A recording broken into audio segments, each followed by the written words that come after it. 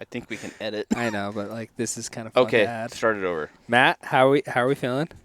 Feeling pretty good. Happy Coming to be in alive. clear. Case, how are we feeling? I feel like my mic's way further away from my mouth than your guys's. Yeah, you Does it want to look act that like you're in a helicopter. No, that's good. Helicopter's like right in your mouth and you're yelling. Matt's is way further away, It's out Yeah. there. and yet he's loud. Sounds just- good. Yeah, Do I Brian? sound good? I just have a mic voice. JD, check yourself before you wreck yourself. I feel like Brian's a little quiet. I'm quiet. There we go. Yeah, Brian Yeah. just joined There the he podcast. is. Heyo.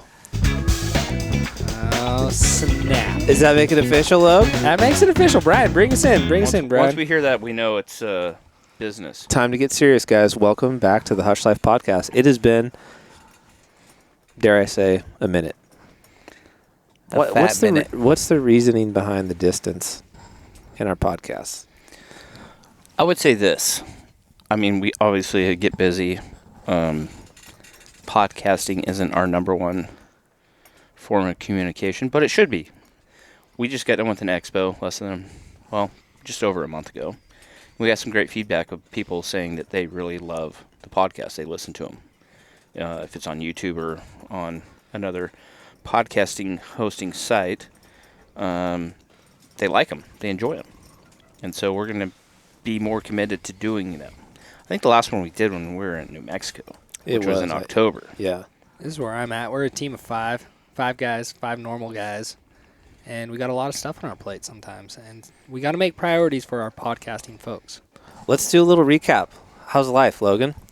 Well, everybody, I am father of 2 now, which we went from a solid zone defense to a straight man coverage, and it's been a complete. Wait, a timeout. Did you get that backwards? Isn't it weren't you man-to-man with the first one? No, Now we you're were running zone. It's just whoever's in our zone. Yeah, Beckham's in our 2-on-1. zone. Okay. It's whoever can cover him. Now we're man coverage. I'm on Beckham, covering him. Okay. Morgan's on Brooks. Brand new baby boy. Yep, brand new baby boy, doing real healthy. It's definitely a change, but I love it. I mean, it's coming around, and it's been great. No lies. How's he sleeping? Lack of sleep. It's been rough. Logan, You're only into this less than a month. Yeah.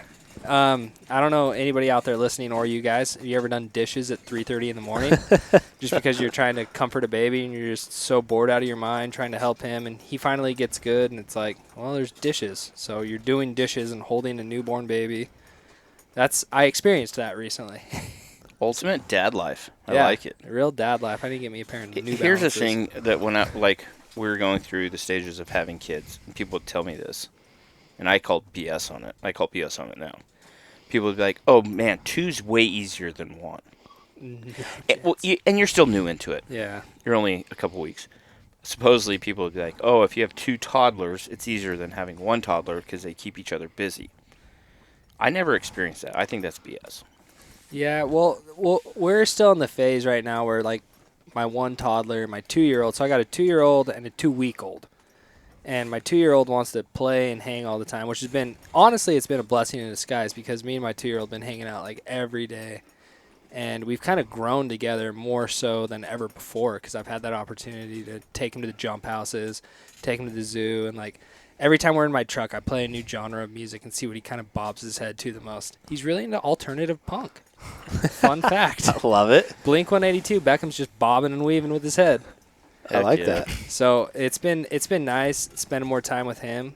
I wouldn't say it's easier at all right now, but I'm sure when the newborn's 2 years old and Beckham's 4, then it'll be they're playing together. In the It's just backyard going to be and all rough that. house nonstop. Yeah, two Butler boys especially. 2 Butler boys that close together. That's what our oldest brother texted me actually when I sent the picture out to the family. He said, "The earth just got 1 more Butler heavier." I said that couldn't be any more true. But no, it's been good, man. So I've been kind of coping with that. Kind of been on a hiatus a tiny bit from Hush in the last 2 weeks, just dealing with that. But this is my first trip out with you guys. I think this is our first trip camping out overnight. This year, yeah. Yeah, it's been. At least us. Matty Yeah. Ice, on the other hand, been on a few campouts. yeah, I've been out with Eric chasing some sheds. Been grinding out there. I mean, we went on a 7-day bender off in some crazy country looking for elk sheds, and Yeah, Logan not getting much sleep. My pad popped on the last trip and laid there listening to Eric snore for 2 nights while I'm freezing my butt off.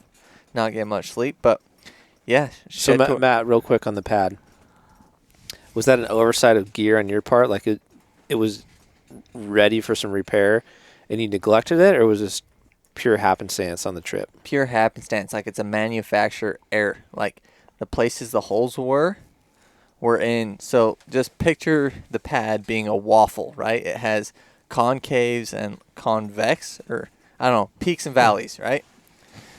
The places you would think a hole would be on the peaks, right? The most part of the pad that protrudes the farthest to the ground. Gets touched the most. It gets touched the most.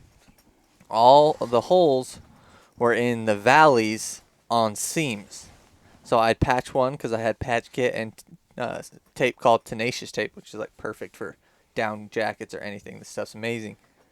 And I'd patch one and it would slowly leak somewhere else. So I have a clip of me laying my pad out on the ground, having my water bottle filling all these little valleys, which there was like 100, and watching where the water was bubbling, drying it off, cleaning it, patching it.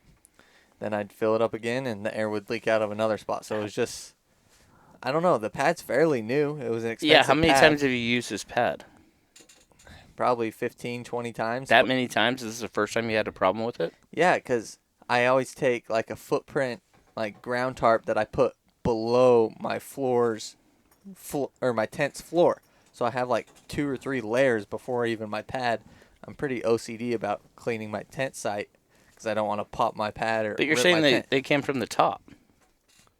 Yeah, Right? Did you take your pocket knife out No, of your pocket? it's from before the you looked bottom at side of the Oh, pad. the bottom side of the Oh. pad. Yeah, but it's like in the valleys. I just had to show you a picture, but it was frustrating. Uncomfortable. Yeah, the last night I finally got it like where it would last about 2 hours of air. I'd get comfy, warm, fall asleep, and wake up with my back like frozen and aching because I was just on the hard, cold ground. I'd roll off my pad, blow it back up, fall back asleep.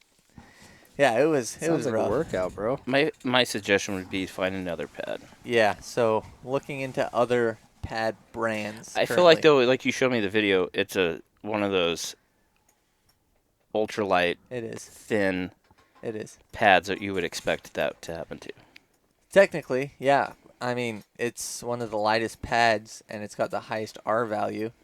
So it's like a R value. What are we doing it's now? insulation Ounces. value. It's a 4-season. Listen, guys, pad. Matt is our resident gear expert on the team. Yeah. By far and away, he geeks out, researches, investigates, tests more gear than anybody combined. And so he knows what he's talking about. Well, obviously didn't do a good job But on that pad. He didn't pick a great one. Yeah, I'm real bummed on that one. Let's just say this certain manufacturer, the reason I bought it was this sleeping pad will slide perfectly in the back of the sleeping bag. You just gave it away. I just know what brand it is already. You now. know, you because really I'm a do. side Yeah. sleeper and I always roll off my pad, you know? So, I don't know. Got to look for the same pad with the same dimensions because I love my sleeping bag. So, Maybe a little bit sturdier, though, of a pad. Yeah, I'll Sounds carry- like you kind of bought the wrong, I'll too carry an lightweight. extra 2 to 4 ounces to have a I think bigger that pad's pad. meant for people that are like backpacking on the beach, maybe. Probably. So, aside from the pad, give people a sneak peek, and by peek, I mean talk to them about what they should expect for upcoming Shed Tour season. Yeah, so Shed Tour, the first video will be up April 5th. And it's going to be a good one, guys. This first episode, Eric has a banner day. Probably the best episode of Shed Tour in the last 2 or 3. Like, Eric went on a crazy hike, ended up finding 12 sheds. I think he found 5 browns. And he came back to camp and just crushed me. I found 4 sheds that day, 2 chalks, a couple hard whites. But this season's going to be awesome, guys. We got new cameras talking about gear tech. So I love the image quality. The audio is better than ever. We got some new spots that we've been able to find and do some research on with some bigger caliber bulls. And let's just say I found my best set ever, my best brown set ever. And The footage is awesome. We've had a cool bear encounter, some cool things. So it's definitely not your typical shed hunting video, but at the same time, it's a pretty bomber shed hunting video. Like, What's the favorite thing about going on these shed hunts and the least favorite thing? I kind of already know the least, but I want you to tell the people. so my favorite thing about these shed hunts is going out, seeing new country, testing new gear, just honestly being out in the woods and just seeing new places, finding new things. You never know what you're going to find shed hunting. So that's my favorite part about these shed trips. My least favorite thing would probably be the length of the trips or like the intensity of the trips. Like anybody who You just threw me for a curveball. Whoa, I thought for sure you were going to say dinner. the food. yeah. Well, Yeah, I think I that would was agree. coming. I felt that coming. the But food. I think you should go back to the intensity thing because you guys go harder than anybody. And there's been a lot of backlash on Instagram almost where it's like, leave some for the rest of us. Yeah. Tell them why you're picking them up so much. So- how much sweat equity are you putting into these horns? Dude, I actually have a clip in one of the shed tour videos just honestly speaking truth to the people because I was that guy that would religiously watch these shed tour videos just like dreaming. Must like, be yeah, nice. must be nice. If Trying I to be had like you. if I had that shed spot, I would find way more sheds than Eric. like he's just got a good spot. He lucked into a good spot, blah de blah de blah. But the thing is with Eric and with sheds, this guy honestly just goes full crazy mode, crazy in his eyes, and he will work and hike harder than any person I've ever been around.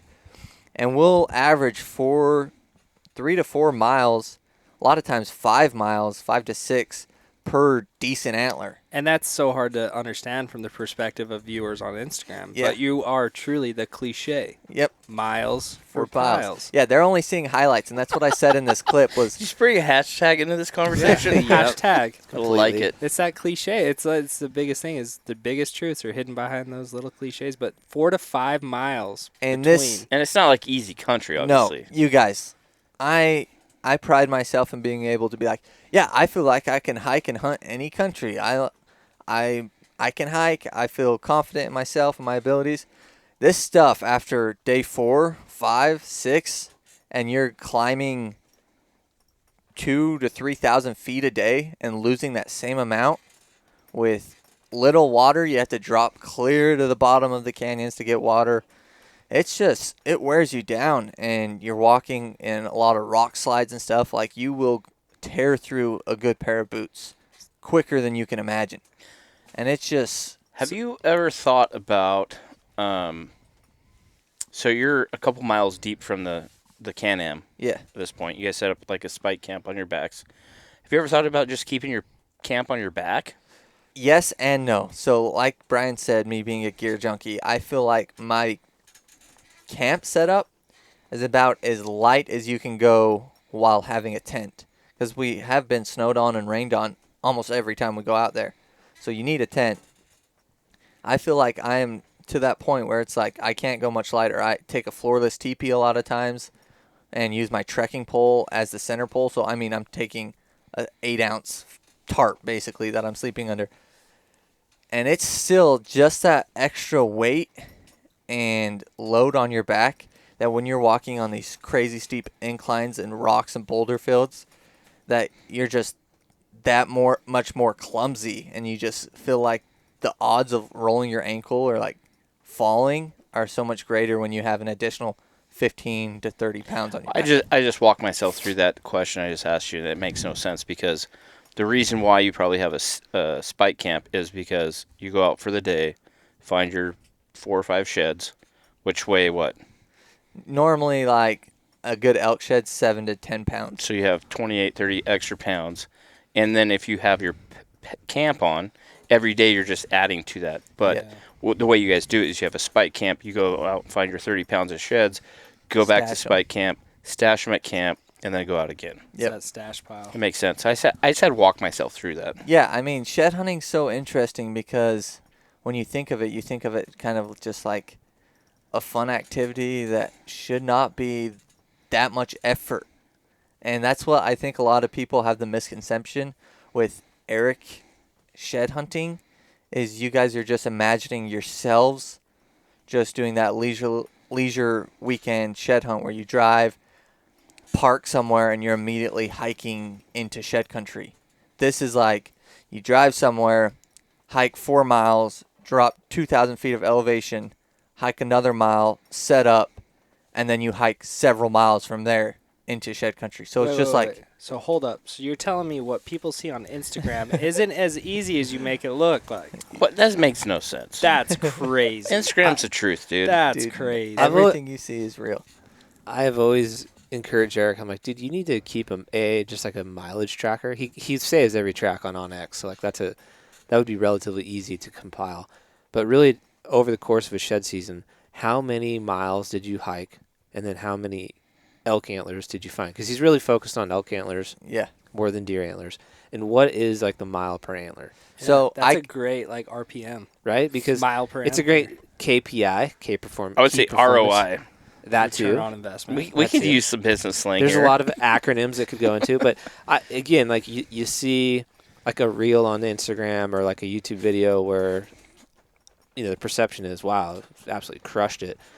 But you don't necessarily see like all the effort, energy, miles that went into finding them, and it's not really what it's perceived to be. Not at all. So I can speak because I was talking to my brother about this. I sent him pictures. He's like, bro, you guys have the best spot. You guys crush it. I'm like, dude, we hiked 7 days straight. We slept on the dirt 7 nights. And we did like 85 miles in 7 days. And we packed out 30 sheds between two of us. So I don't even... 85 miles for 30 keeper horns. I mean, it's not great. I think a lot of people on Instagram and that view our stuff and view that kind of stuff would be surprised to hear that mile per antler KPI. For sure. And it's not like...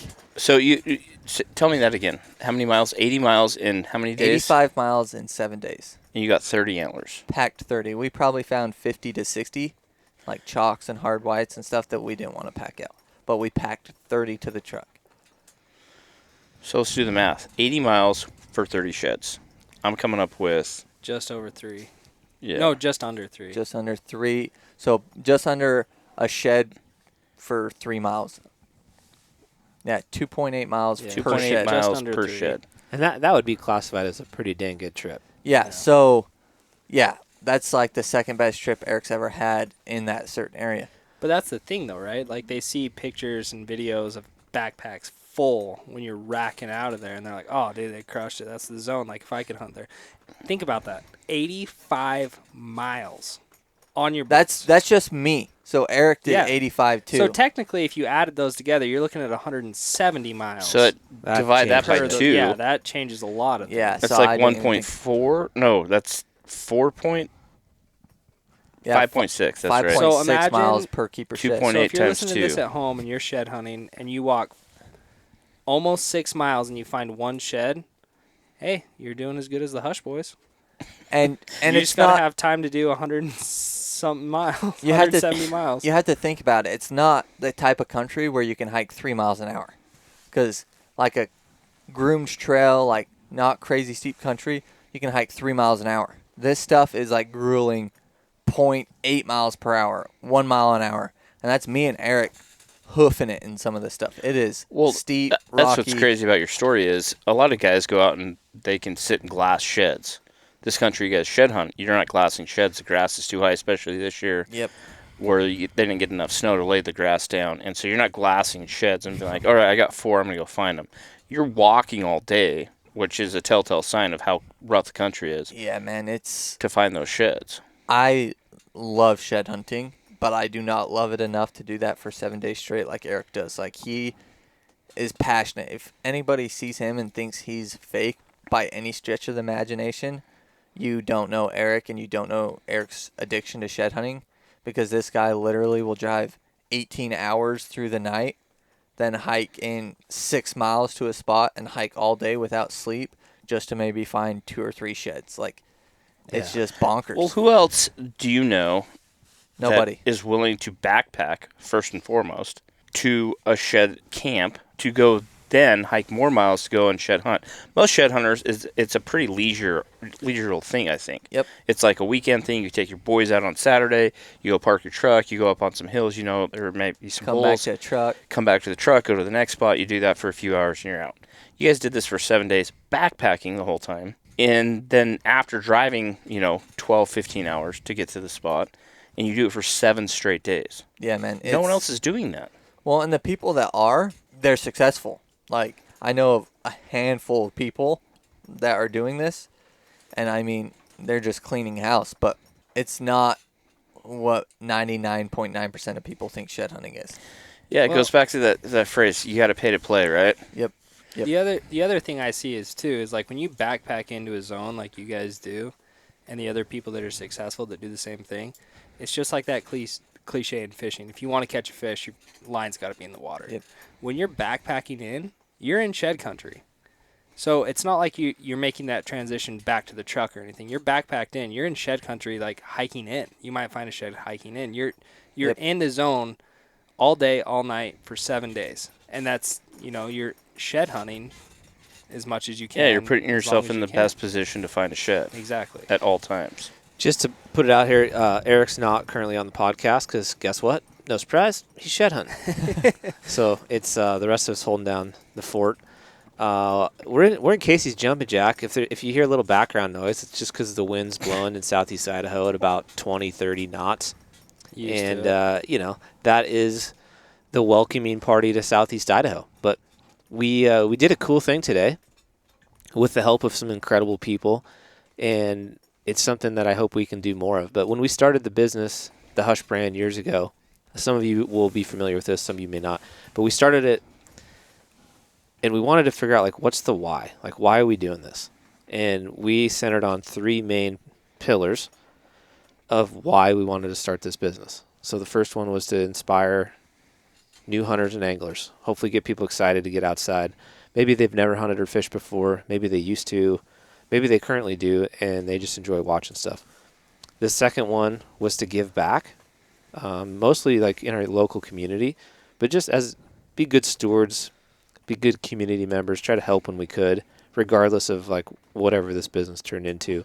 And then the third was to raise awareness about conservation, habitat issues, and also hunting access stuff.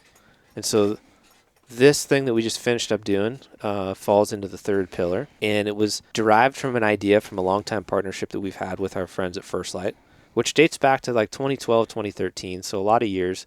They've always had like a really strong ethos on conservation, on doing good things for the hunting community.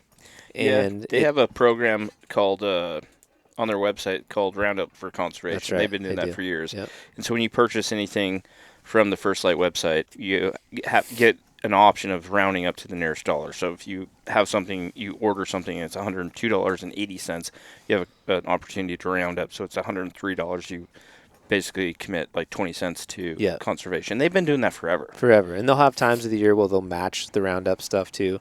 But they've just, like when Ken and Scott founded the company many years ago in 2007, they've just always been committed to doing good things with regards to conservation and habitat. And so we've been talking with those guys for a long time. They know our pillars, our foundation, what's important to us. And a year ago, we came out near the First Light headquarters and participated in one of these events with a bunch of folks from the First Light office, and also in collaboration with the Idaho Department of Fish and Game. And we basically planted 1,600 sagebrush saplings up near their headquarters in Haley, Idaho. And that kind of like was like the final straw of figuring out like, okay, how do we take our vision on a few ideas centered around conservation and habitat management and parlay it with what we just learned here. And so we met one of the biologists who was amazing, Brandon. He helped us kind of understand what we could do with it, and also Ford, who is the director of conservation for First Light. We kind of all put our heads together and came up with what we just did today. But to start it, when you put bitterbrush or sagebrush in the ground in like a planting type of scenario, it takes a long time to get the seeds to the point of being ready to be planted in the dirt. So there's a lot of preparation and planning. We ended up applying for a grant in association with First Light through Idaho Department of Fish and Game that awarded us some monetary funds that allowed us to purchase 10,000 sagebrush seedlings. In Wyoming, is it Wyoming? Yeah, Wyoming greater sagebrush. Yeah, something like that. so we purchased 10,000 sagebrush seedlings, and then we purchased 1,600 bitterbrush, deer candy, a.k.a. deer candy. And recently we put it out to our VIP text group. If you're not a part of that, that's typically we're going to announce like different events. We're going to do giveaways, our sweepstakes. We are going to share exclusive content, merch drops, things like that. But we put 50 exclusive tickets out there in hopes to get people to come out and participate in helping plant these 11,600 plants. We were not quite sure how it was going to go, but the folks that listen to this podcast and watch our videos, you guys are amazing. So supportive. You have been for a lot of years. The tickets sold out exceptionally fast, within an hour or so. And we're like, holy cow, like this is amazing. And so today was finally the day where 50 people gathered with some people from First Lite, our group, Camp Chef, a few others. Some Fish and Game people, some BLM people showed up. And we did the dang thing. We put yeah, we did. We put 11,600 new plants in a part of very critical Idaho winter range, specifically for mule deer. Also holds elk, but really like 6 different hunt units. The deer herds funnel down into this winter range. So it was hit with a fire back in 2011, and it was a hot fire. So it really scorched the landscape. And even though it's been a good 10 years, they're still lacking some critical nutrients, food sources of sagebrush, bitterbrush, etc. So that's what we did today. Brandon picked the zone, told us like how to use the dibble bars, walked everybody through exactly what we're doing, and we got it all in. And then by the way, gave away some goodies too for the folks that bought the tickets. Did a raffle for $14,000 worth of gear from. We say this all the time, and hopefully it doesn't ever get old, but you guys listening to this podcast right now, you guys that follow us on social media, you guys that watch our YouTube videos, buy our merchandise, you guys are the reason that we're allowed to do what we do. But alongside that is we have absolutely amazing sponsors from people in the industry and companies that we've been very fortunate over the last, 10 years of doing this, that we kind of handpicked those companies to work with because, we always say this, like, we have to believe in their products first, but we also have to believe in the people behind those products. Because if we ever push something to you guys like, hey, you guys should use this backpack, you guys should use this camo, you should use this Camp Chef, whatever it might be, we want you to have the ultimate experience. We don't want that experience to be bad. So we've, I think, done a very good job of picking the right partners, and they always show up.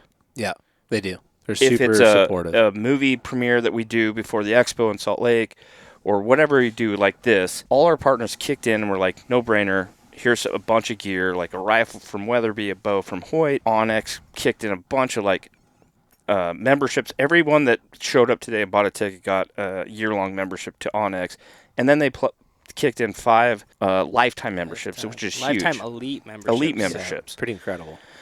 And so we were able to do a raffle, but our whole idea behind this was like Brian said, we were able to apply for a grant and got enough money last spring to buy all the plants for this year in hopes that we could sell enough tickets and get enough money off raffles. This can be a self-sustaining thing every year and hopefully grow it, that maybe we do 2 or 3 different projects every year. And, we're over in southern Idaho in the middle of the state.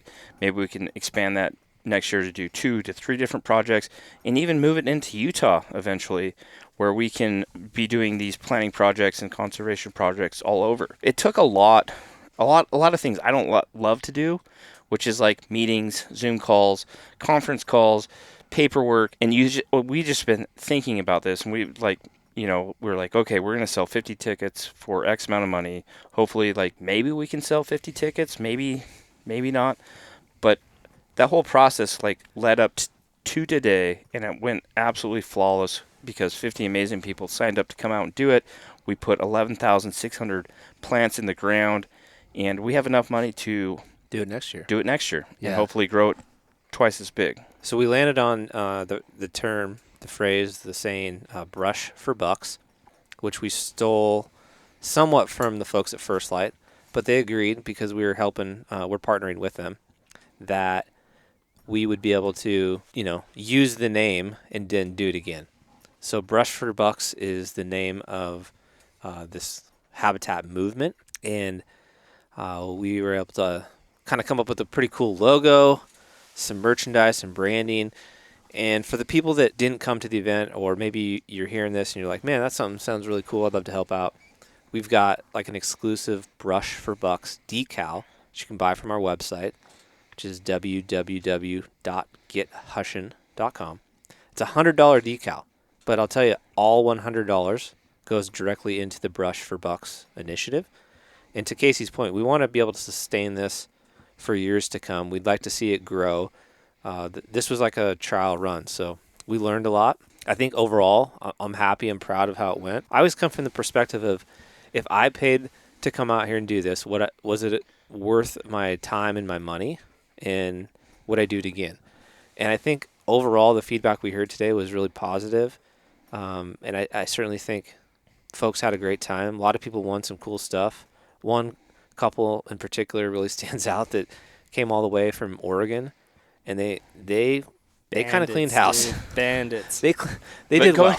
Going back to the phrase, though, you got to pay to play. Yeah. These guys drove from McMinnville, Oregon, which is 10+ hours. Yeah.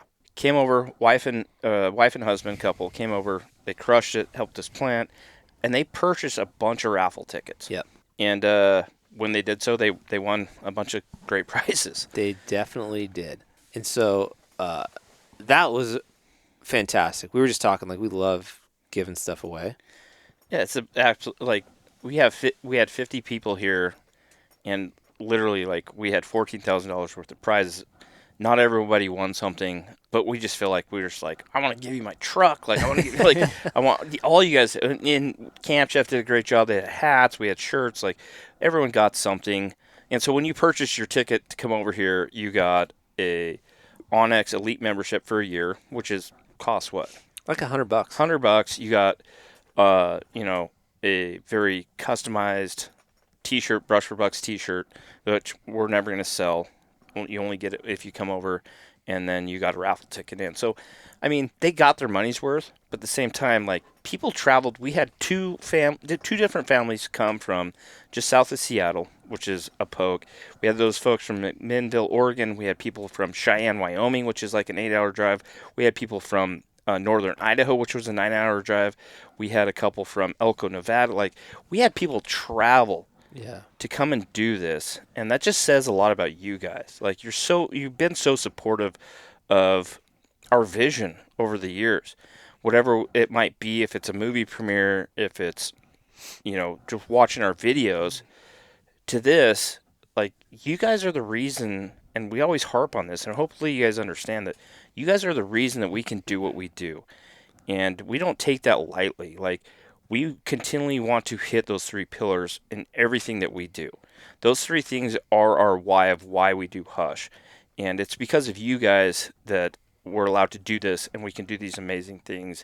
But you guys always show up, and we couldn't be more appreciative of that. I had a good conversation with Ford from First Light about that, because I came from a different kind of era, same kind of general platform. I came from a YouTube era where it was, you try to rally people, and it always was the kind of a no-show. But any time that we do something in the hunting community, like when you auctioned off your bow, when we've done these other things to kind of give back to the community, it is always outrageous to me how many people are willing to, like you said, show up. Yeah. And it's you guys listening to this in your car or at the gym or running or whatever you're doing. It's you guys. Mm-hmm. Anytime we do something like this, it's almost like the Tom Sawyer story, right? Where he's painting the fence and he tries to make it look cool, so everybody else comes paints the fence. It's like it's not a sexy thing. We're planting sagebrush. Yeah, it's a cool thing, but it's the camaraderie of it all. Yeah, that's what was community. Great, man. People met new friends today, no doubt. 100%. I think anytime you give back or you do something where you're donating your time and your energy, or your money, frankly, but really your time, you just have such like a good feeling, right? You're doing something good.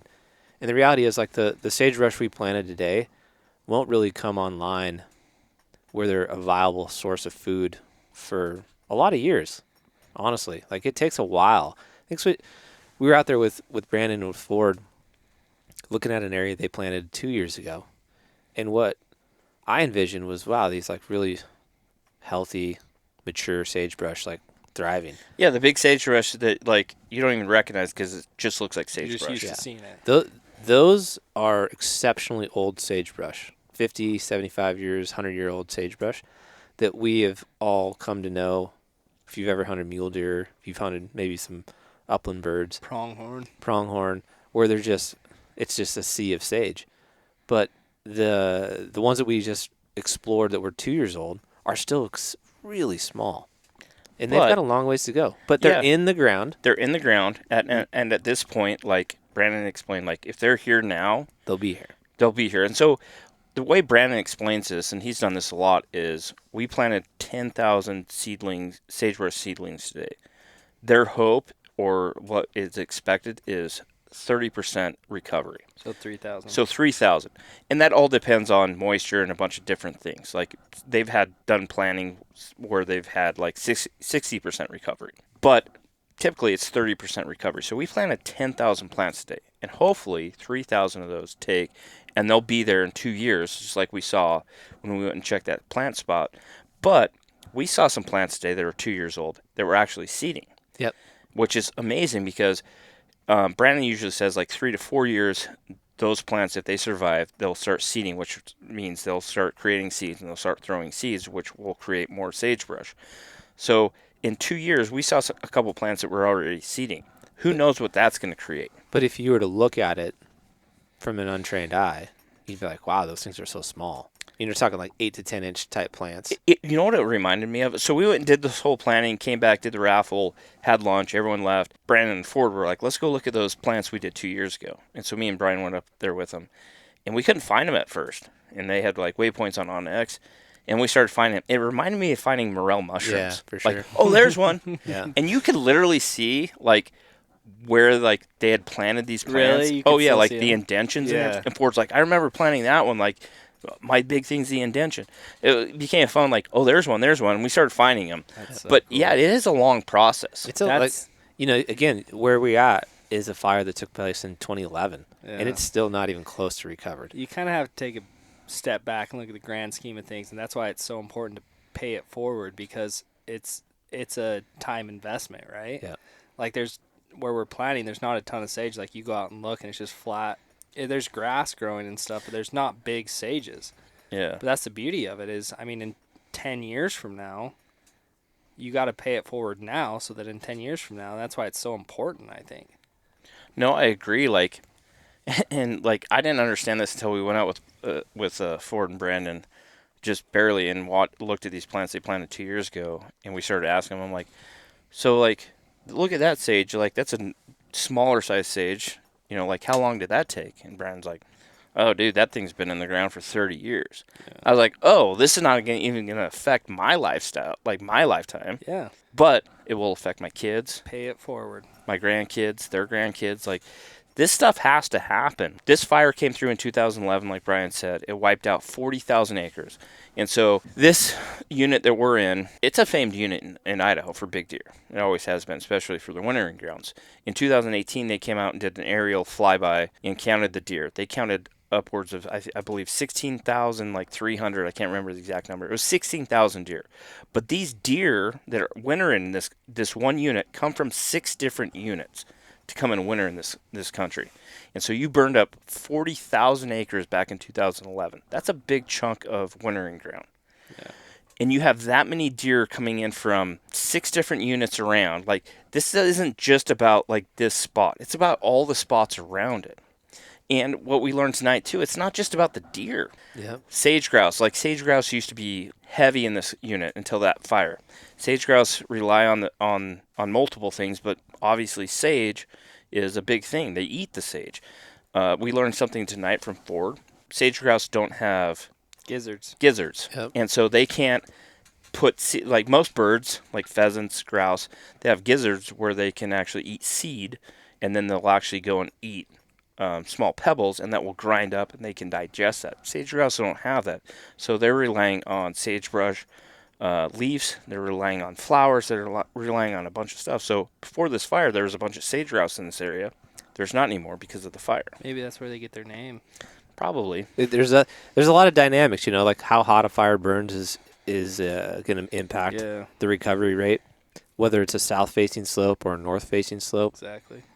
A lot of the north-facing slopes out here are doing quite well, but the south-facing slopes have exceptional amount of sun exposure, and in the summertime, like upwards of 100 degrees, and so North slopes tend to hold moisture longer. that's right. So there's a lot of variables that play into it, but I think the overall takeaway is it takes a lot of time to get a place recovered, especially if it was a really hot fire, because the hot fire is going to really just scorch the land down to nothing, and it's going to suck the nutrients out of the soil and just make it like much harder for natural recovery. Even when they do aerial seeding, it may not take.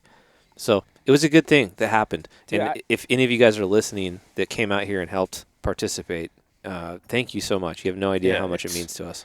I mean, we had a group of people, an amazing group of people. It was hard work. For 3 hours, we were putting plants in the ground. The folks we had out today were absolutely amazing. Traveled from a long ways, and it's so crazy. When we had this idea and we started coming up with this plan of selling tickets to hopefully promote or to obtain cash to do this next year, we're like, how are we going to do that? And Brian came up with the idea, let's sell tickets like we do at a movie premiere when we donate that money back to a good cause. And so we literally asked people to pay $100 to come out here and basically work for 3 hours, work their butts off. We were like, man, 50, we don't know. And we wanted to keep the number low this year just because we're trying to get our feet wet on the whole idea and whole planning. But we launched these tickets 2 weeks ago, which is super late in the program. And we're hoping and praying that this would take and people would be accepting of this. Literally sold out in an hour and a half. And again, a lot of people, it wasn't a convenient trip. It was a long drive.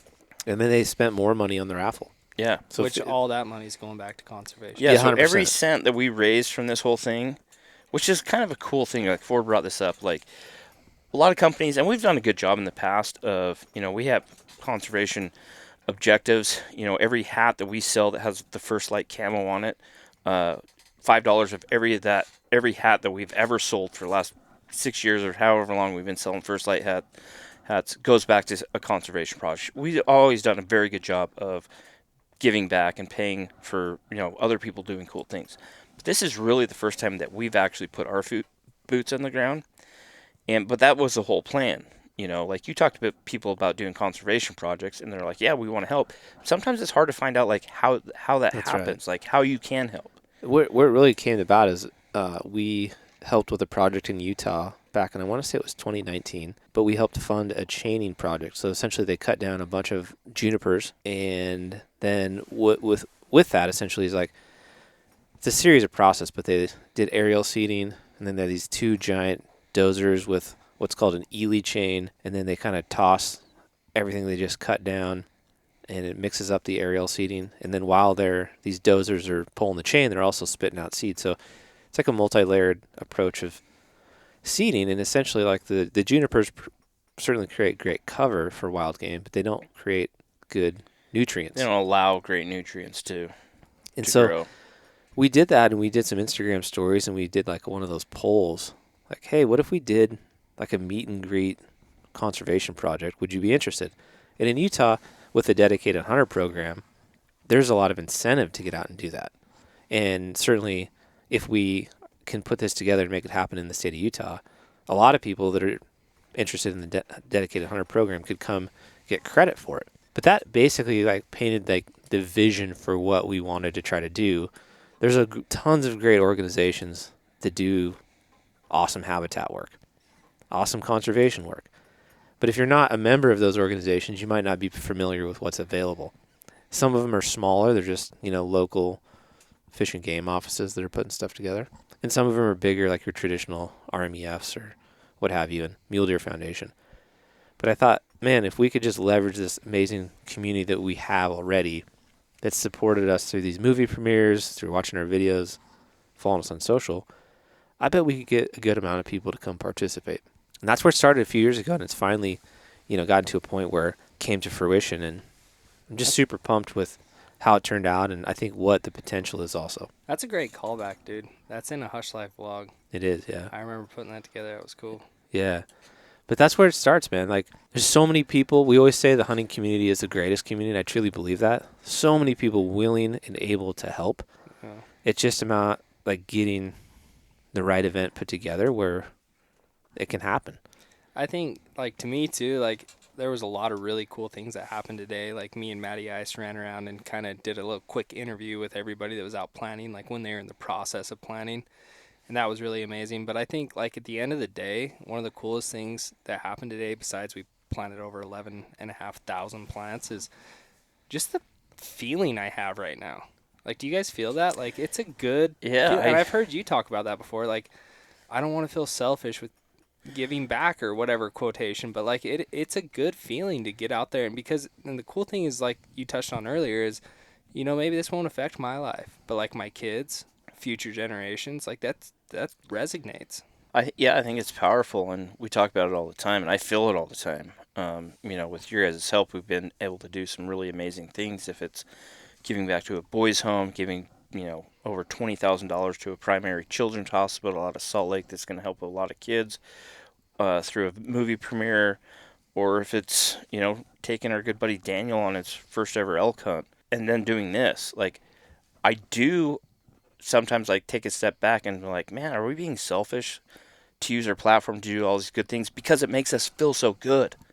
Like, it's a drug almost. It's like, just like mid-planting with the dibble bars, just it's the just like camaraderie between everybody, being like, just making jokes and, helping the future deer population. Yeah, I'm not going to get emotional because I usually always do, but, like, what we've been able to create with your guys' support is something pretty amazing, because it really does feel selfish at times, because we do these great things because of your guys' support to help good causes.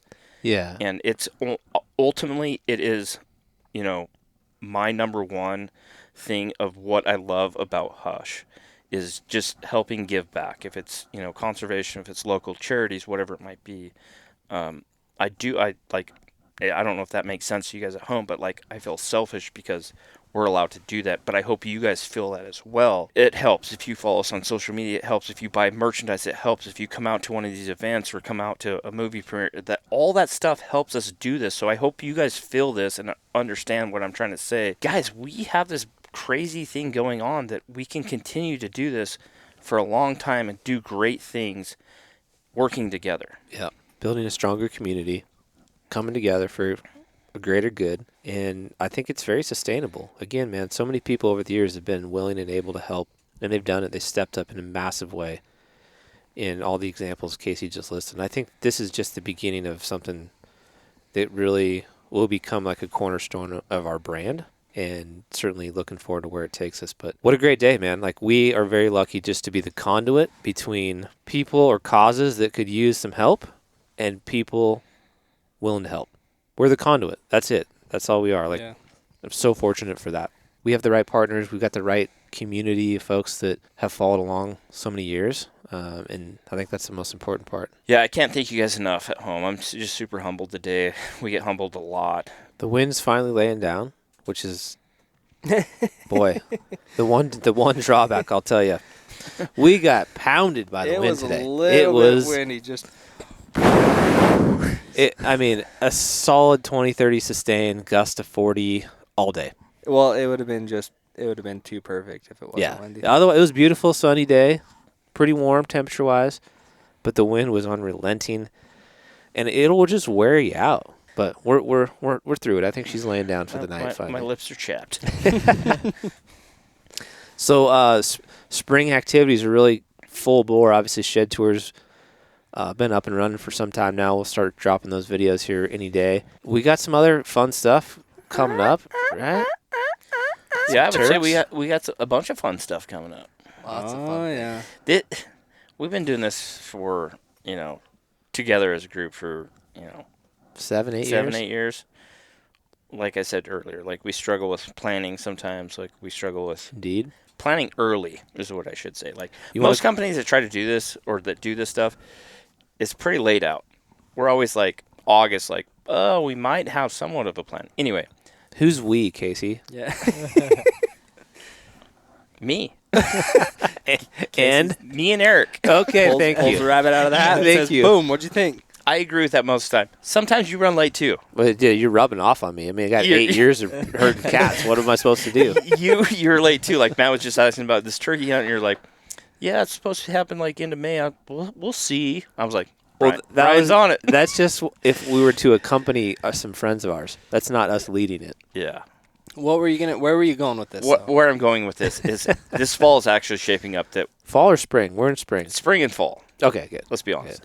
We have some bear hunts. We have some turkey hunts. They're already laid out. We have some elk hunts Some elk that are dialed. hunts. Axis deer. We have some Oh, yeah, axis are deer. we going to Hawaii? We have a plan to do Maybe another another hunt giveaway. What? which is shaping Yeah. up Oh, man. already. It's coming along. 'Cause- Listen, like if you followed us, then you might be familiar with the New Mexico elk hunt we gave away last year in the month of April and May. So, if we're on a calendar, you It's about that time. might or might not be Might be interested about in that paying time. attention It's here about that soon. time. If you're not on the VIP text list, I'd encourage you to jump How onto can that. I get on that? Well, just go to our website and you can sign up right on the old website. It's probably your easiest way. www.gethushin.com. But that's going to be a key point. So we got some cool stuff coming up. In the pipe. And here's the other thing. We've asked for some feedback, right? Like over the years, we want to try to keep the content and the videos fresh, new, exciting, different, but at the same time, edgy enough to like continue. So like, how do we do that? One of the things we've heard though is, man, I wish you guys would spend a little more time hunting as a unit, as a group. We did that last year in the New Mexico elk hunt giveaway. The hunt that we took Adam on. I also was lucky enough to have a tag. We had the OGs out, me and Casey and Eric, which the three of us had not been out together by ourselves. For a while. I mean, maybe since 2014, 15? Yeah. I think it was. Yeah. Long time. And it was a riot. It was so much fun. We had a great time. I shot an amazing bull. But a lot of people have said, you guys need to get back to the old school days. And here's the reality. Like, it's not for a lack of anything other than trying to divide and conquer. If we all three are together, many cases we only have one tag in the group, sometimes two tags. Rarely do we all have three tags. Yeah. And so the time it would take to generate the content we have been generating for the last several years as we've divided and conquered our group of 5, we would have way less stuff to share. So it's kind of a trade-off, right? Like, Yeah, I mean, that's a big question we always ask. Like, if we meet you guys at an expo or wherever, we're like, how could we do this better? And over the years, we've, like, changed it up. Like, we've done best season yet 3 years now, 4 years now. And we've, like, altered that every year according to, like, what the feedback we get from you. But, like, what we understand is, like, you want more feed or more content. But at the same time, you guys want more content with us together, which we understand. And so this year, like, that's why it's so exciting to me is, like, we have things lined up already that we are starting to plan. And we have elk hunts that are planned and certain things like that we're going to make a big commitment this year to do some of these really cool hunts that we have been fortunate to get this year as a group, as a team. And it's not just the 3 of us, it's the 5 of us. exactly. And so if the 3 of us are somewhere, Matty Ice and Logie Bear are going to be there with us. So we're super excited about how this year is shaping up. That there's no doubt about it. Yeah, I think, every year presents its own unique challenges, and we're trying to navigate them the best we can.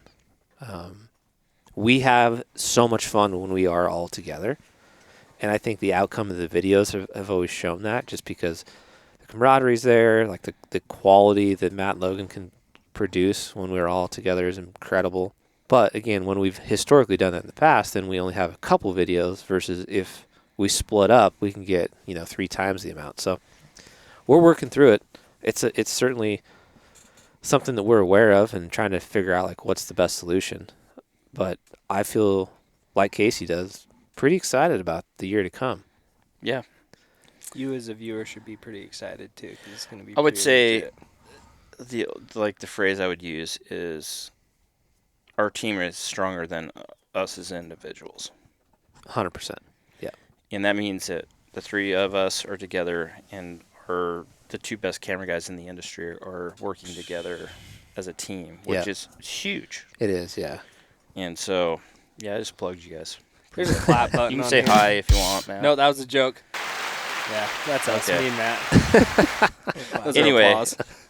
yeah, we're excited about this year, like we are every year. But it's just really coming together this year that like it might be something special.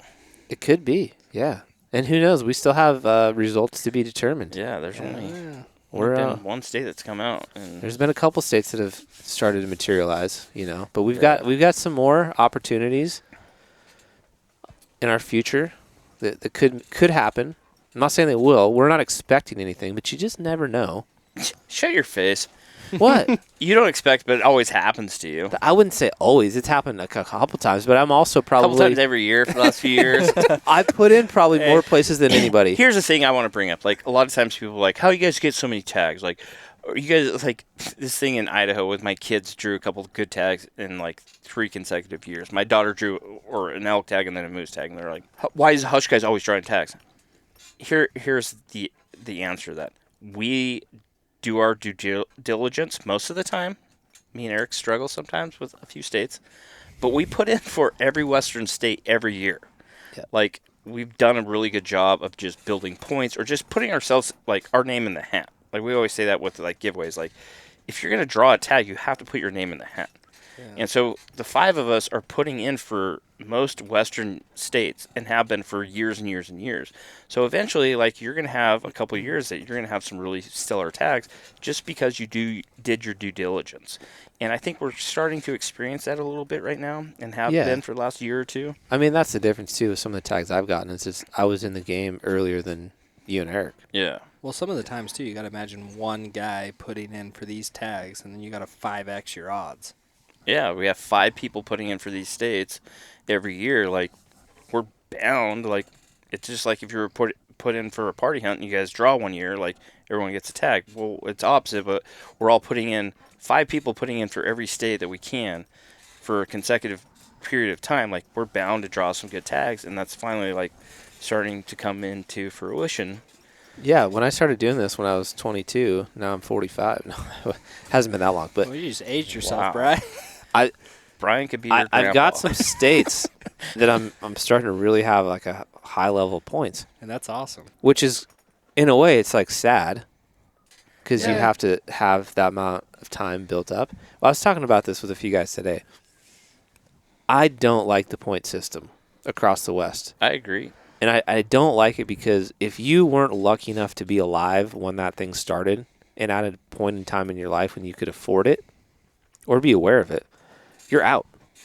You're literally out. Like, your odds of drawing a tag in so many of these western states are 0 almost. Like, you almost know the year you're going to draw the tag. Or the year you'll never draw it. Exactly. Because with point creep, it just continues to compound and get harder and harder and Which harder. is happening more and more every year in every state. And yet, in the state of Idaho and also the state of New Mexico, there's not a point system. It is a lottery. And I think the argument some people have is there's a lot of people that are trying to get rid of that in Idaho and New Mexico and go to a point system. No.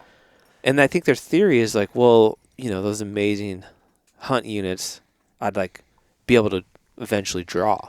But I don't think, from what I know, like, your odds are not going to change. They're going to be difficult. If it's a desired unit for a deer or an elk hunt, it's going to continue to expect to see the same type of applications, right? Like, a lot of people are going to put in for it, which means based on the tag allocation, you're just not going to have that great of a chance to draw. But with the randomness of Idaho and New Mexico, you at least have a chance if you're new to the game. Bro, I think there could be a hybrid to where some of these more coveted tags, like your bighorn sheep or your moose or mountain goat, point system. you can't draw it till maybe you're 18 or 21 years old. I think that would be a way to level the playing field, because I think some of those people's arguments are, well, there's going to be a 12-year-old that draws a bighorn tag, doesn't even necessarily want to be there or know what he's got. And I've been versus- putting in for 30 years. Yeah. But my argument to that would be, you guys know where we stand. We try to get youth involved.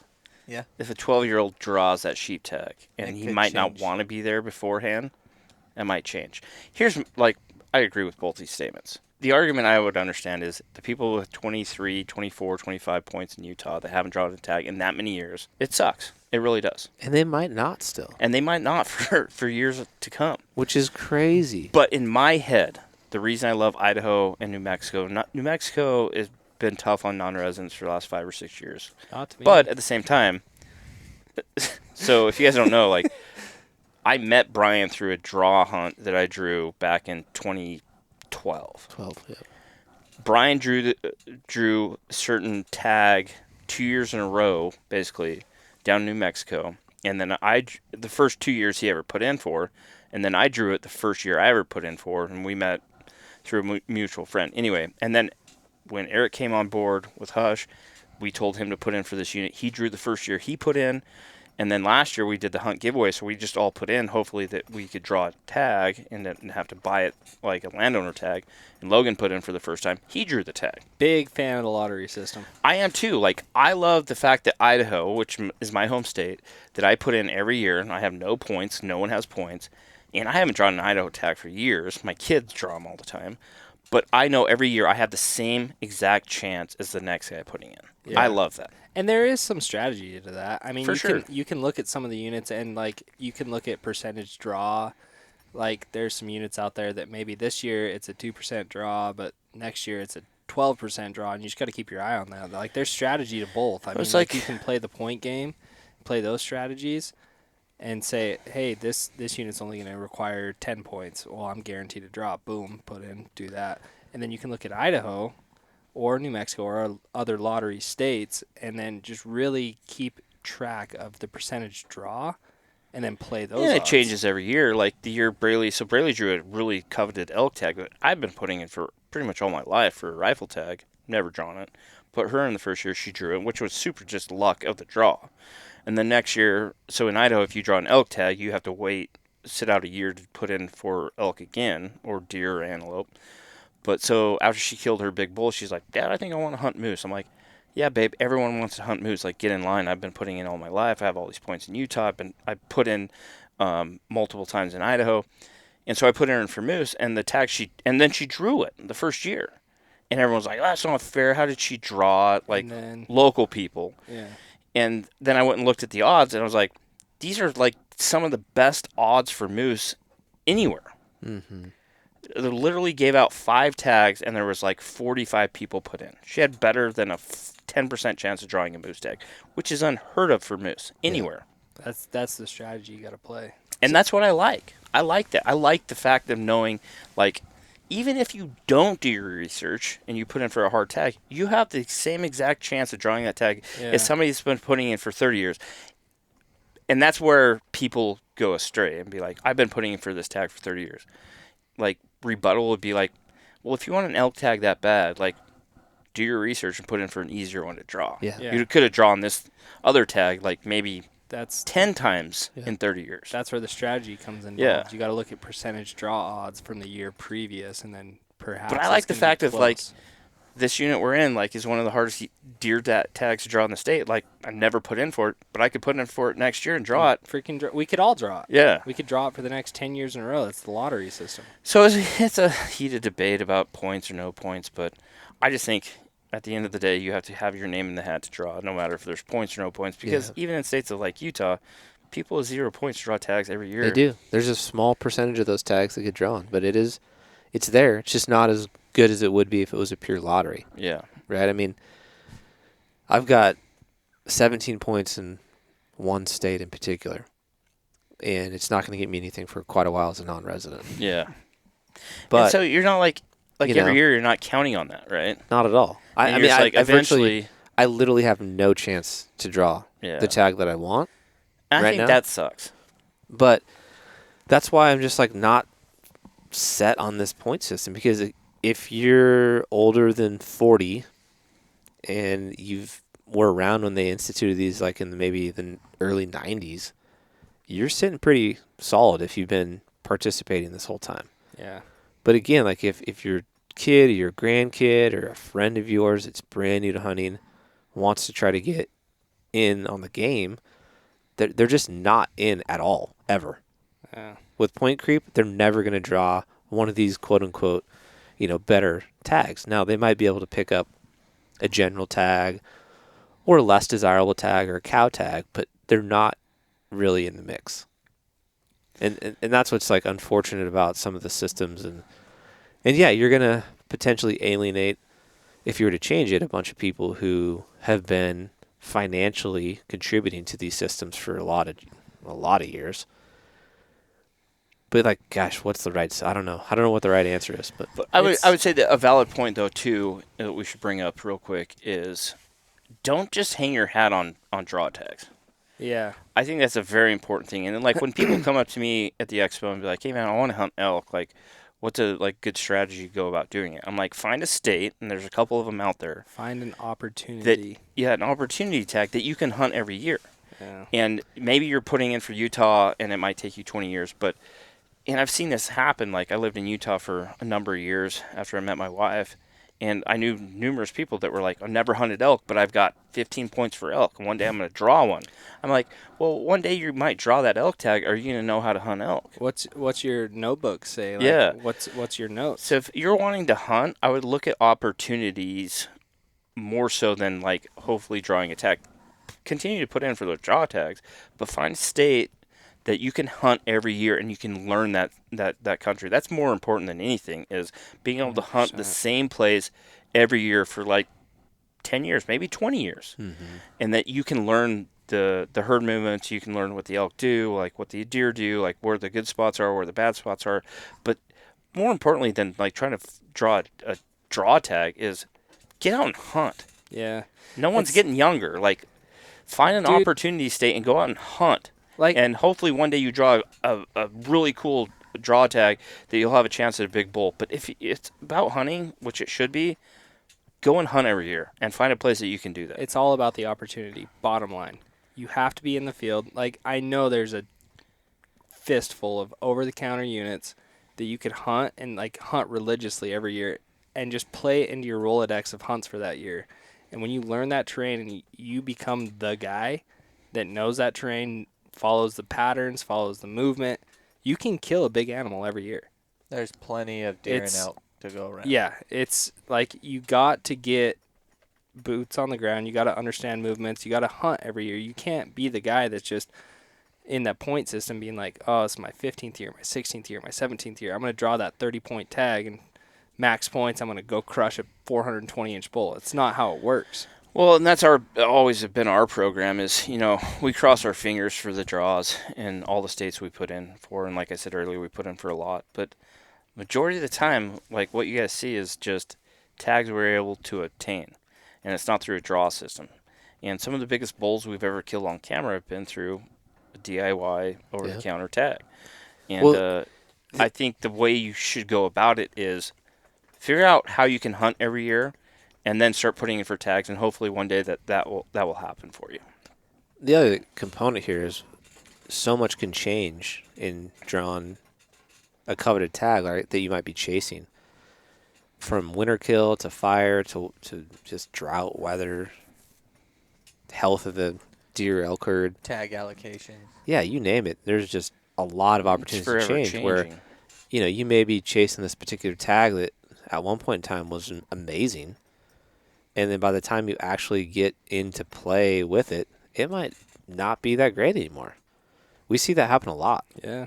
Where a specific unit or area is just this coveted mule deer or elk spot. And then over the course of 5 years, it's just not what it was. And it may recover. But those are some of the kind of things you're kind of hedging your bet on is, man, which one is going to be the great one or not. And we're back, you guys. Sorry, we had to take a quick break, but we're back. Tag allocation, where were we at? We're over with that. Okay. Well, now we've moved on. Matt and I are trying to talk, and Eric for that matter, are trying to talk Logan and Casey into relocating from Pocatello, Idaho to Utah. Should we go back into tag allocations? No, let's go back into home allocations. It's super cheap in Idaho. In comparison. So here's the reality. The challenges of our business currently, we're not all in the same place No. at all. Not even close. There's a slight disconnect sometimes that I think that occurs that could be diverted if we were all together. The dream is we're all working out of the same roof. Like we have a shared warehouse or office, or Fantasy factory. that'd be awesome. Yeah. I'd be happy with just like homes in the same state that are within 40 minutes of each other. Not 2 hours and 40 minutes. Yeah, it is a terrible drive. I hate driving to Salt Lake. But at the same time, there's a reason the internet was connected. Yeah. We have Zoom. Yeah. I get it though. Like ultimately, You remember what Casey said earlier? best case scenario. Hates Zoom calls. I do hate Zoom calls. See, that was a bad thing to bring up. Best case scenario, we would all be within 30 minutes of each other, and we could, on a daily basis, connect Yeah, in an office. 100%. So, by show of hands, where should we move? Idaho. Matt, I like Utah. why? I want to hear your arguments. My- Let's hear it. Well, I guess my arguments would be I'm comfortable where I'm at, That's a bad That's, answer. that's not a great answer. I know. That's everybody's argument. but for my argument, my hunting zones that I like, I can almost guarantee I can find a 180-inch mule deer and a 330 to 350-inch elk every single year Well, yeah, that sounds like awesome. over the counter DIY. How many of those have you killed? None. How many of those years have I actually been able to hunt more than That's a true. few days? Yeah. How many years can you get a tag for those units? I've had both tags every year as long as I've But- been alive. So Hey. you live in a special place. Here's the problem with Utah. Is, if you guys don't understand, there's not really an over-the-counter tag in Utah per se. There's elk. Elk. But now they're trying to limit those. Yeah, but it didn't pass. But yeah, I get But what you're saying. that's the direction they're going. Even their general season rifle deer tags, which I think in every state should just be a thing that you can buy every year, people are waiting 3 years to draw those general season deer tags Living because in it's now a Utah. draw system. Just living in Just Utah. like in Idaho, though, it depends on the unit. Certain Not if you're a units- resident, bro. That's the difference. Okay, yeah, that makes sense. Idaho did did cut non-resident tags back the last Yeah, couple they- years, they and have. it does suck. For Salt non-resident. Lake has Non-resident. a much better airport. Yeah. That's a good argument. I have never point killed. for Salt I've never Lake. killed a deer on the airport though. No, but you have in other states that you've flown to. Yeah. That is a valid fact. Here's the thing with Idaho, and I tell maybe I've told too many people this. Maybe I shouldn't tell you this. It's really until now, as a resident, It's great. it's probably one of the better. I would say there's 2 states up there with Idaho, 3, that if you're a resident, it's awesome. Yeah, Wyoming is amazing. Wyoming's amazing, Montana's amazing, Montana, Idaho's amazing. Idaho, yeah. Colorado, maybe. Probably decent. But Idaho, I know every year I can go buy an over-the-counter elk tag. I can actually go buy 2 elk tags every year. It's crazy. And I can hunt, and you have to pick a unit, but you can hunt depending on what tag, if you're an archery hunter or rifle hunter. But I'm an archery hunter, so I can literally go and buy a tag in a unit that I choose to hunt in for probably 70% of the state every year. Now I'll have that tag. And what I was saying earlier is hunt a unit you can hunt every year. Anyway, our conundrum is we would really like the 5 of us to come together in a certain state, a certain place. What do you think? What's Eric's vote? He's not leaving. He's gonna say, "No, bro. All my zones are down south, Yeah, maybe he would move to a St. southern George. state. I don't know. southern state." He probably would. He would probably. He was talking about St. George the other day because they got But mild it's winters. kind of his jam though. Like he loves hot weather, which I Yeah. hate. He likes to be in a tank top, which I'm not in a tank top much. But it would make sense for him. Yeah, But then he's just in the winter months, he said. he's just moving further. Here's our biggest problem with our business which is a very small problem. we live 2.5 hours away from each other, which is nothing. Yeah. But if we were closer, if we lived in a subdivision together. Oh, hey-oh. I live in a subdivision. You live in a subdivision. Eric, Logie. Matt's kind of out in the boonies. See, I'm a huge fan of compromise. That's something that my wife has taught me at this young age of marriage. Shout out to Aubrey. Is everything has to compromise. Like, one person can't always have the say and get to make the calls all the time. So even Matt, though take the back seat and let him make the say. even though I love where I live and everything there, like, if you guys compromise a certain distance, I'd be willing to compromise the other distance. So here's my bottom line. I know if we're compromising at this point, I know, like, hunting for me and my wife wants to move back to Utah. That's where she's from. And my argument against that is the same arguments I just brought up. Hunting and fishing. And she's like, really? Like, that's what's going to decide where we live? I'm like, it's kind of a big deal. But at the same time, I love hunting. But, dude, I live in a really killer spot to go do some fly fishing. Yeah, that's true. Like, there's convenience to get to certain places. Within an hour, I'm in, like, the best waters of the world to fly fish. Provo River, not so much anymore. Yeah, I'm not arguing that at all. I can't disagree with you at all. However, our business headquarters... I wish you could see Brian's face right now. It's super serious. ...are nowhere near where you're talking about. Yeah. I.e., our warehouse, our customer service, our fulfillment, all the things that support our business. Kind of closer to Eric and I. This is what I'm a fan on. Whether we find a spot or not, if we can just all find that spot and get together and build this fantasy factory quotation along the way, and we all have a place that we can convene and bang our heads together, it's going to be perfect.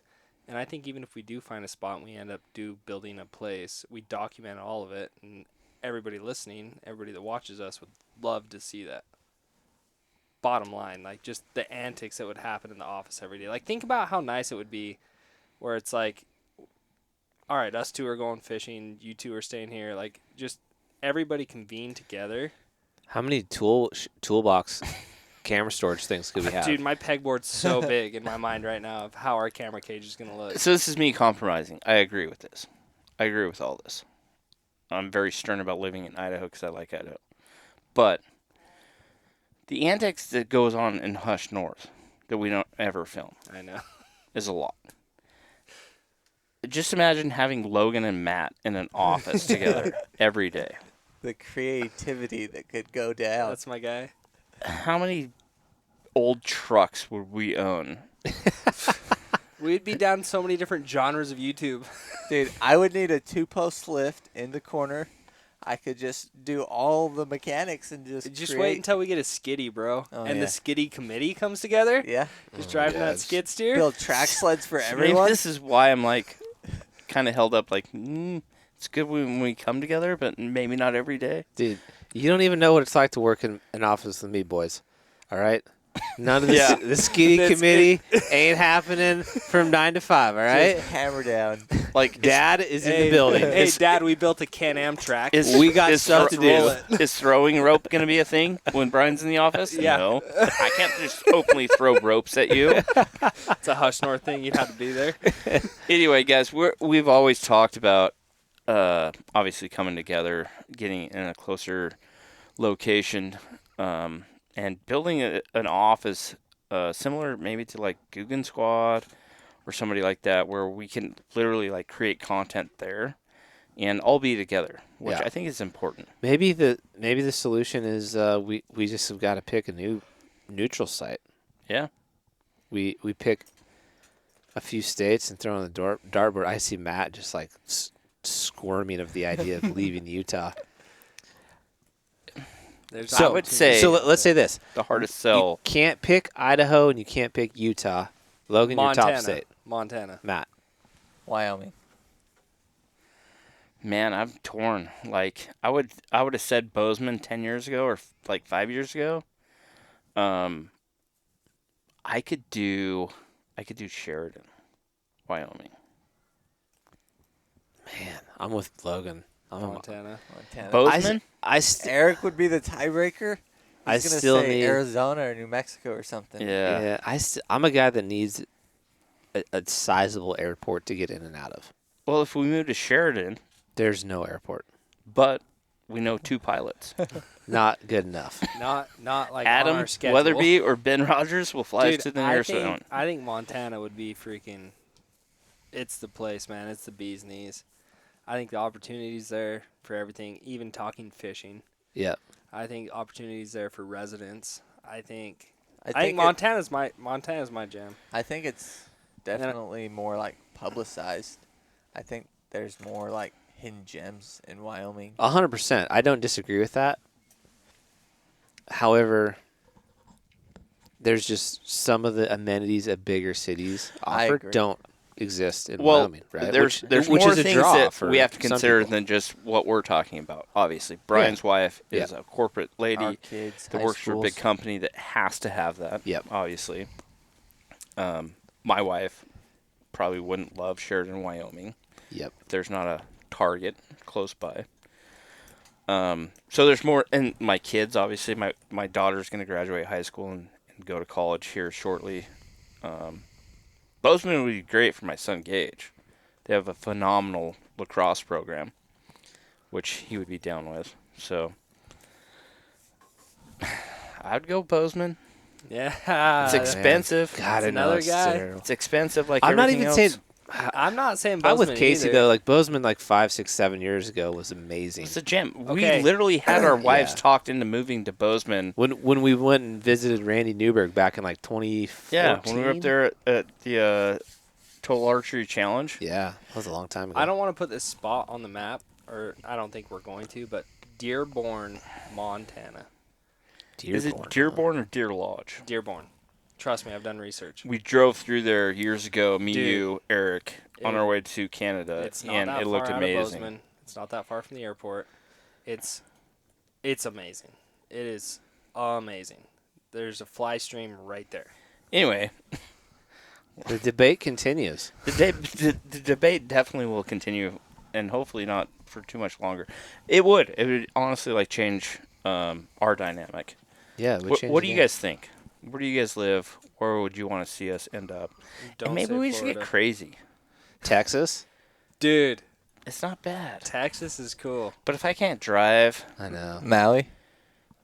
if I can't No, drive and like that's not our be in vibe. Elkwoods, it'd be hard. I need mountains. I need mountains I for found sure. out that. I I've lived been, in Texas for 2 summers and I loved it, Yeah. but I was there for like 4 months at a time. But I need mountains.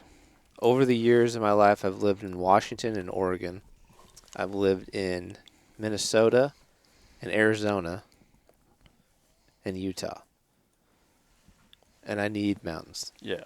I'm telling you boys right now, like, Logan's looking it up because he's It's- not confident in his name. no, I am. I'm just trying to find a picture that's going to I just sell remember you boys driving through there. on Dearborn, Montana. That's Ooh, Photoshop. And I don't even know what river No, it was. it's And, the like, Dearborn River. highway It's- drives by the river, and there was all these people out on drift boats fly fishing. And I was Dang, like, that's pretty. I'm That's going to come here dude, one day. Dearborn has a population that's low too. It's not no Bozeman. It's not no Jackson. It's not no McCall. I'm surprised nobody mentioned Colorado. That's interesting.